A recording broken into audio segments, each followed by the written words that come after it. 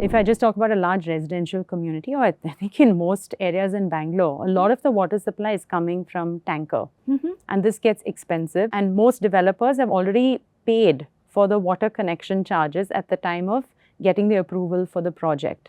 And sometimes it takes 5 to 6 years. In one of our projects, it took 10 years to get a water connection. Yeah, an actual city water connection took over 10 years to get. So people are already out of pocket for having paid for those things. And then in addition, they're paying for tanker water. So this is one big problem that's there in almost every part of Bangalore. Even the areas where you get Kaveri water supply, it's still not enough. It's not enough. So the whole city is kind of dependent on it, which is a shame because Bangalore as a city does get enough rainfall to support the population that we have. So there are many different ways. Of course, rainwater harvesting is one of them. That's part of the building code as well, to do rainwater harvesting.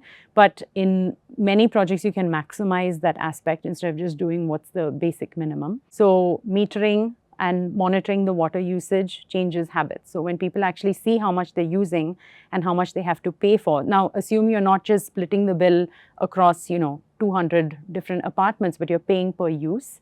That starts to change habits. So that's have you seen an instance of it where people have suddenly overnight changed their behavior because of this? So I wouldn't say it's overnight, but it does bring the consciousness into the communities.